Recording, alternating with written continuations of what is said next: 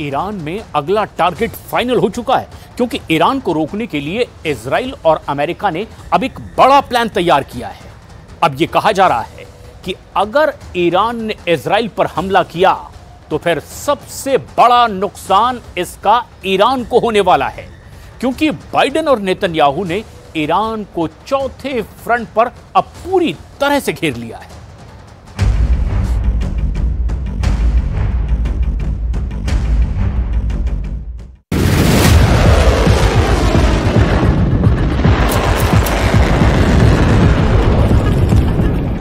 Condemn it and resolutely fight it without exception.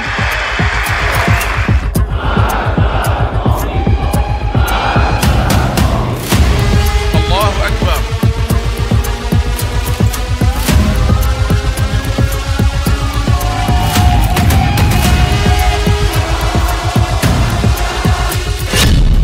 हानिया की कसम, Gaza बनेगा इजराइल।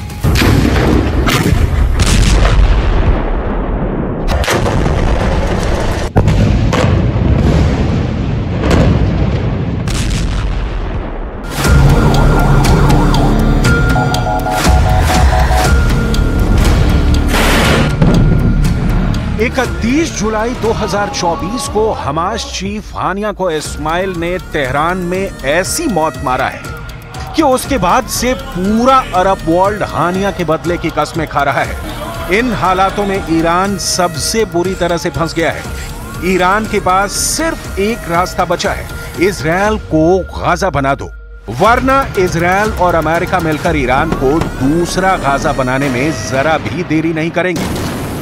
और इसकी भीषण तैयारी पूरी हो चुकी है।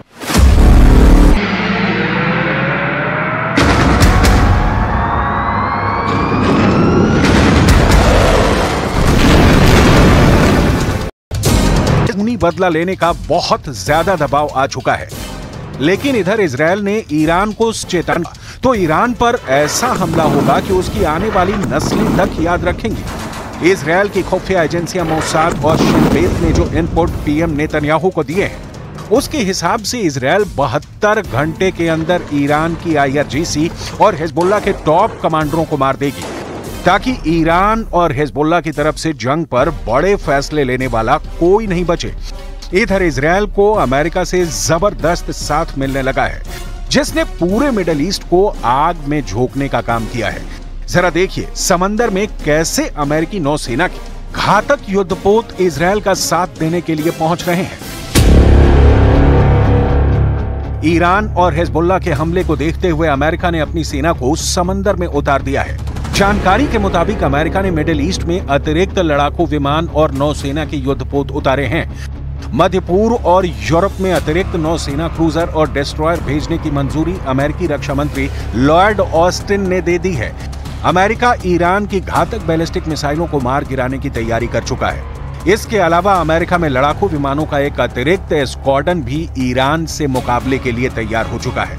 अमेरिका के रक्षा मंत्री लॉयड ऑस्टिन ने USS Abraham Lincoln career strike group को तैनात करने का ऐलान कर दिया है। इसको लेकर पेंटागन ने कहा है कि इससे land based ballistic missile defence system और ज्यादा मजबूत होगा और ईरान और हिजबुल्लाह जैसे दुश्मनों को तबाह करने में जबरदस्त मदद मिलेगी। סגרנו חשבון עם מוחסן ונסגור חשבון עם כל מי שפוגע בנו, כל מי שטובח בילדינו, כל מי שרוצח את אזרחינו, כל מי שפוגע במדינתנו, דמו בראשו. هذه مواقف تاريخية، مواقف رجال، مواقف عظماء يقولوا الموقف في الوقت المناسب. هذه جريمة لضيف على الجمهورية الإسلامية لا بد أن يدفع مرتكبها وهو الاحتلال الإسرائيلي أن يدفع الثمن.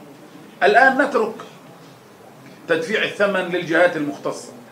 والقسام اليوم أعلن أن الاحتلال لن ينجو من العقاب وقد فتح الآفاق للمقاومة. لنترك الميدان يحدد كيف ترد الأمة.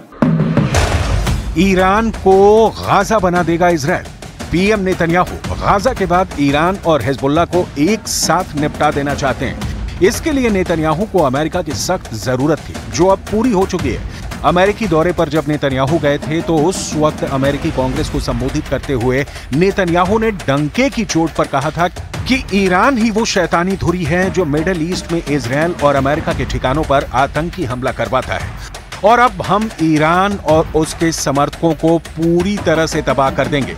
नेतन्याहू के इस भाषण के बाद जहां 30 जुलाई 2024 को हिजबुल्लाह के नंबर 2 टॉप कमांडर फुआद शुक्र को बेरूत में हवाई हमले में मारा गया, तो वहीं 31 जुलाई 2024 को तेहरान में ईरान के सबसे सुरक्षित इमारत में रिमोट कंट्रोल बम से सोते हुए हमास चीफ हानिया को रात 1:45 बजे मार दिया गया। इजरायल को अच्छी तरह से पता है कि उस पर हमला होगा और इजरायल चाहता भी है कि ईरान और हिजबुल्लाह बड़ा हमला करें ताकि इन दोनों का भी वही हाल किया जाए जो गाजा में किया गया है। में 30,000 के करीब हमास लड़ाके आईडीएफ ने मार दिए हैं। जरा देखिए इजरायल को और कौन कौन से देशों का साथ मिल रहा है। ईरान को जहां Qatar, Lebanon, Iraq, Syria, Yemen, तुर्की और फिलिस्तीन का साथ मिल रहा है, तो वहीं इजरायल को अमेरिका का साथ मिल रहा है। कुछ रिपोर्ट का दावा है कि इजरायल को अरब देशों का भी साथ मिल रहा है, जिसमें सऊदी अरब, यूएई और जॉर्डन शामिल है। रिपोर्ट का दावा है कि इसी साल 13 अप्रैल को ईरान की ओर से इजरायल पर मिसाइल अमेरिका के साथ साथ जॉर्डन का भी साथ मिला था। वहीं यूएई ने भी מסר שלנו לכל המזרח התיכון השבוע. אנחנו מי שתוקף אזרחי ישראל, מי שתוקף את מדינת ישראל, אנחנו מוכנים ללכת רחוק, יודעים להתאמץ מאוד, להביא מודיעין מאוד מדויק, ללכת, לפגוע, להרוג וגם לקחת סיכונים. ותקפנו בביירות ואנחנו תוקפים בעזה, ואנחנו נהיה מאוד חזקים בהגנה, ואחר כך גם נתקוף מאוד חזק. इधर इजरायल ने ऐसा वॉर प्लान बनाया है जो ईरान और हिजबुल्लाह के हमले के वक्त जबरदस्त काम कर सकता है। दावों के मुताबिक इजरायल ने बम शेल्टर तैयार करने को कहा। दावा किया जा रहा है कि जब ईरान घातक मिसाइलों से हमला करेगा और हिजबुल्लाह रॉकेट से इजरायली शहरों पर हमला करेगा, उस वक्त इजरायली शेल्टर में इन हमलों से खुद को बचाएंगे। इजरायली सरकार ने इजरायली लोगों को अपने बम शेल्टर को साफ करने और उसे तैयार करने को कहा है। CNN की रिपोर्ट के मुताबिक यरूशलेम में लोगों को निर्देश जारी किया गया है कि हमला होने की स्थिति में क्या करना है। लोगों को शेल्टर के रूप में इस्तेमाल किए जाने वाले पार्किंग स्थलों और बम शेल्टरों की सूची की फाइल दी गई है। इसमें कहा गया है कि लोगों को 90 सेकंड के भीतर बम शेल्टर तक पहुंचना होगा, वरना जान जा सकती है। यानी ईरान और हिजबुल्लाह के हमलों से बचने के लिए इजरायली नागरिकों के पास 90 सेकंड होंगे। इधर पूरी दुनिया की निगाहें इस वक्त ईरानी मिसाइलों और हिजबुल्लाह के रॉकेट ब्रिगेड पर टिकी है। जो जानकारी मिल रही है उसके हिसाब से ईरान, हिजबुल्लाह, हुथी और कुछ इस्लामिक लड़ाकों के ग्रुप्स ने इजरायल पर एक साथ हमले का प्लान बना लिया है। खबर तो यहां तक है कि ईरान के सुप्रीम लीडर अली खामनेई ने ईरान और हिजबुल्लाह के टॉप कमांडर्स के साथ मीटिंग की है, जिसके हिसाब से इजरायल पर इस बार निर्णायक हमला किया जाएगा। Supreme leader Ayatollah Ali Khamenei ने ईरानी अखबार कहान में लेख लिखा है कि पिछली बार ऑपरेशन में ईरान ने इजरायल के सिर्फ कुछ ठिकानों को निशाना बनाया था, लेकिन अब इजरायल के अंदरूनी इलाकों जैसे तेल अवीव और हाइफा रणनीतिक केंद्रों पर हमला होगा। खामनेई ने यह भी लिखा है कि हानिया की हत्या में शामिल इजरायली अधिकारियों के घरों को निशाना बनाया जाएगा। इस बार का हमला बड़ा खतरनाक होगा, जिसे इंटरसेप्ट करना भी मुश्किल होगा। رژیم صهیونی جنایتکار و تروریست با این اقدام زمینه مجازات سختی را برای خود فراهم ساخت و خونخواهی او را که در حریم جمهوری اسلامی ایران به شهادت رسید وظیفه خود می‌دانیم. אזרחי ישראל, ימים מאתגרים לפנינו. מאז התקיפה בביירות נשמעים איומים מכל עבר. אנחנו ערוכים לכל תרחיש ונעמוד מלוכדים ונחושים מול כל איום. ישראל תגבה מחיר כבד מאוד על כל תוקפנות נגדנו מכל זירה שהיא. ईरान की हमला करने की क्षमता को कम करना अब जरा भी आसान नहीं है, क्योंकि ईरान की घातक मिसाइल क्षमता इजरायली हमलों पर भारी साबित हो सकती है। ईरान के पास 9 ऐसी बैलिस्टिक मिसाइल्स हैं जो हजारों किलोमीटर दूर इजरायल पर हमला बोल सकती हैं। इन मिसाइलों में अगर सबसे खतरनाक मिसाइल की बात की जाए तो वो है सेजिल। ये मिसाइल 17,000 किलोमीटर प्रति घंटे की तेजी से 2500 किलोमीटर दूर हमला कर सकती है। तो वहीं खीबर मिसाइल की मारक क्षमता 2000 किलोमीटर है। इसके साथ ही हज कासेम की अटैकिंग रेंज 1400 किलोमीटर है। ईरान के पास क्रूज मिसाइल भी है जो न्यूक्लियर पावर से लैस है। इसकी रेंज 3000 किलोमीटर है। ईरान ने अपने ड्रोन के जखीरे में भी खास काम किया है। पूरे मिडिल ईस्ट क्षेत्र की बात की जाए तो ईरान आत्मघाती ड्रोन का सबसे बड़ा निर्माता है। ईरान के पास मुहाजिर 10 नाम का घातक ड्रोन है जिसकी रेंज 2000 किलोमीटर है। तो वहीं मुहाजिर 10 अपने साथ 300 किलोग्राम का विस्फोटक भी ले जा सकता है।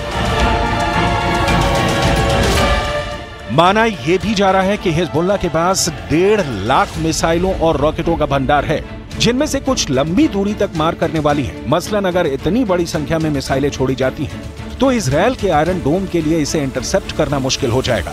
लंबी दूरी की मिसाइलें इजरायल के अंदर ठिकानों को निशाना बनाने में कारगर है।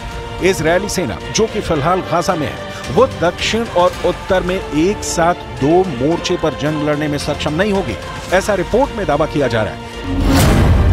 हानिया की कसम, गाजा बनेगा इजरायल। इधर ईरान के परमाणु हथियारों को लेकर जो दावे अब किए गए हैं वो हैरान करने वाले हैं। और अगर मिडिल ईस्ट में सीधा युद्ध हुआ तो अमेरिका पर यह युद्ध बहुत भारी पड़ेगा। एक रिपोर्ट में दावा किया गया है कि ईरान हर महीने 5 परमाणु बम बना सकता है। हम आपको बता दें कि हाल ही में अंतर्राष्ट्रीय विशेषज्ञों ने चेतावनी दी थी कि ईरान अपने परमाणु संवर्धन की क्षमता को 3 से 4 गुना अधिक बढ़ाने जा रहा है। इसके लिए वो 1400 नए सेंट्रीफ्यूज अपने सबसे सुरक्षित परमाणु साइट फोर्डो में लगाने की तैयारी में था। परमाणु हथियारों को एक्सपर्ट और ISIS के अध्यक्ष डेविड अल्ब्राइट ने चेतावनी दी थी कि फोर्डो प्लांट में ईरान ने जबरदस्त परमाणु क्षमता हासिल कर ली है। अब वो 1 महीने के भीतर ही 5 परमाणु बमों के लिए वेपन ग्रेड यूरेनियम का प्रोडक्शन कर सकता है।